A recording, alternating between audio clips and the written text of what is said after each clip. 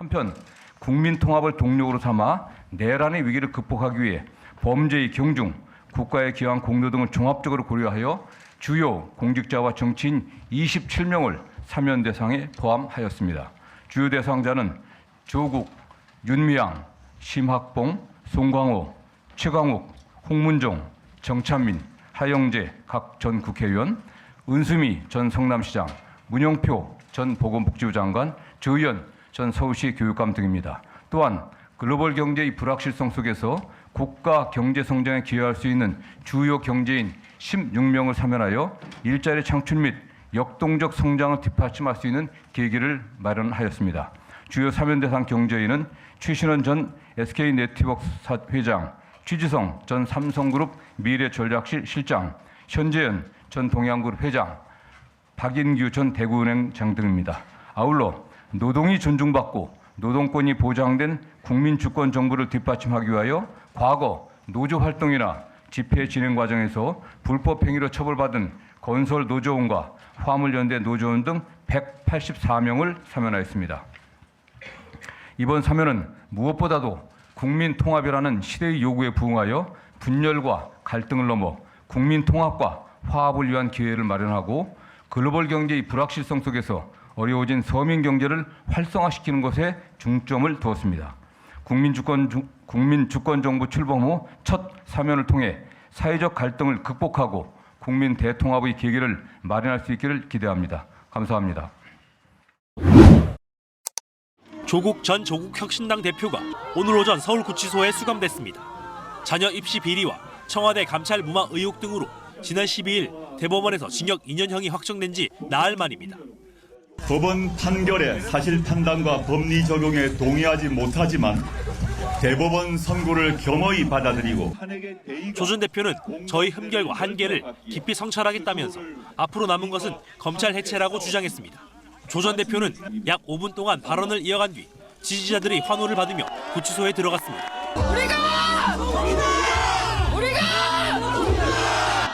검찰은 당초 조 전 대표에게 지난 13일까지 구치소에 출석하라고 통보했습니다. 이에 조 전 대표는 정당 대표직 인수인계 등의 시간이 필요하다면서 출석 연기 요청을 했고 검찰이 다시 이를 받아들여 수감은 오늘 이뤄졌습니다. 조 전 대표는 주소지를 고려해 안양교도소로 이감돼 수감 생활을 할 것으로 보입니다. 조 전 대표의 만기 출소일은 2026년 12월 15일로 결정됐습니다. 형 집행이 종료된 후에도 5년 동안 피선거권이 제한돼 이 기간 선거에 출마할 수 없습니다. 다만 사면 복권 등의 조치가 이뤄질 경우 변동 가능성은 있습니다. 조 전 대표의 비례대표 국회의원직은 지난 13일 백선희 서울신학대학교 사회복지학과 교수가 승계했습니다. 한편 더불어민주당 박지원 의원은 KBS 라디오에 출연해 정치 환경이 2년을 살게는 안 만들 것이라며 새로운 정권이 들어서면 사면되고 복권될 것이라고 말했습니다. KBS 뉴스 박민철입니다. 자녀 입시 비리 혐의 등으로 유죄가 확정돼 복역 중인 조국 전 대표. 조국혁신당은 물론 여권과 시민사회단체 등에서 조 전 대표가 이번 광복절 특사에 포함돼야 한다는 요구가 나오고 있습니다. 의원님들도 저한테 개인적으로 붙잡고 조국 대표 사면 문제에 대해서 많은 부분을 얘기를 하시더라고요. 대통령이 어련히 알아서 잘 하시겠거니 생각하고. 문재인 전 대통령도 정치인을 사면하게 되면 조 전 대표도 할 필요가 있다는 뜻을 대통령실에 전한 거로 알려졌습니다. 특히 오늘 열린 법무부 사면심사위원회에서 조 전 대표를 포함해 일부 정치인 사면을 대통령에게 건의하기로 결정한 거로 알려지면서 기대감은 커지고 있습니다.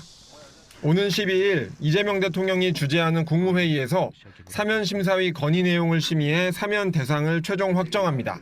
국무회의를 거쳐 대통령의 사면권 행사에 대한 결심이 있게 되는데요.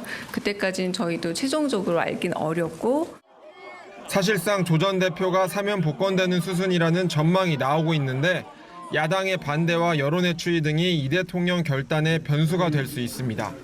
민주당은 정치인 사면을 대통령실에 공식 건의하진 않았다고 밝혔습니다. 정치인이 얼마나 포함될지도 대통령의 결단인데 취임 후 첫 사면인 만큼 기본적으로는 민생경제 회복과 사회적 약자 보호에 초점이 맞춰질 거로 보입니다. KBS 뉴스 방준원입니다. 이재명 정부의 첫 특사는 조국혁신당 조국 전 대표의 복귀 무대로 꾸며질 가능성이 커졌습니다. 조 전 대표는 법무부 사면심사위원회에 이번 광복절 특사 심사 대상 명단에 포함된 것으로 알려졌습니다.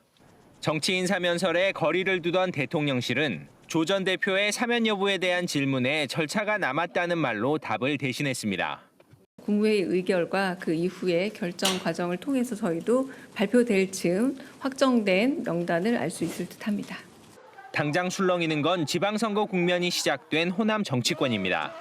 지난 총선 비례대표 득표율은 물론 올해 담양군수 재선거에서도 조국혁신당이 더불어민주당을 누르는 등 경쟁 구도는 이미 만들어졌습니다. 여기에 핵심인 조 전 대표까지 가세하면 민주당도 텃밭 수성을 장담할 수 없는 상황입니다.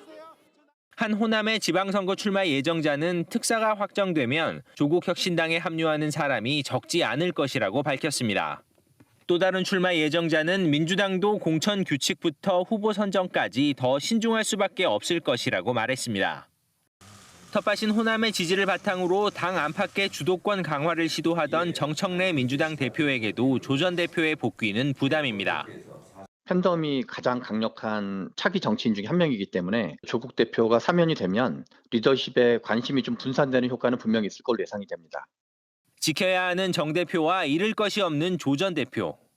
깜짝 사면이 유력해지면서 내년 지방선거에서 양당의 호남 성적표는 더욱 예측이 어렵게 됐습니다. KBS 뉴스 박지성입니다. 이재명 대통령이 광복절 특별사면을 당초보다 하루 앞당겨 단행합니다. 오늘 바로 임시국무회의를 열어 특별사면 등에 대한 안건을 심의 의결하기로 했습니다. 범여권에선 자녀 입시 비리 등으로 형이 확정된 조국 전 대표 부부와 최강욱, 윤미향 전 의원, 조희연 전 서울시 교육감 등이 사면 대상에 포함된 것으로 알려졌습니다. 야권에선 정찬민, 홍문종, 심학봉 전 의원이 이름을 올린 거로 전해졌습니다. 여권에선 조 전 대표 등이 정치검찰의 희생양이라며 사면해야 한다는 의견도 있지만 시기상조라는 목소리도 있습니다. 야권은 조 전 대표와 윤 전 의원 등을 들어 최악의 정치 사면이라고 반발하고 있습니다. 이들이 모두 사면될지 여부는 이 대통령의 결단에 달렸지만 정치권에선 큰 변화는 없을 거로 보고 있습니다. 사면 국무회의 일정이 당겨진 데 대해 대통령실 관계자는 빨리 끝낼 안건은 정리하고 다른 국정과제에 집중하겠다는 뜻이라고 설명했습니다.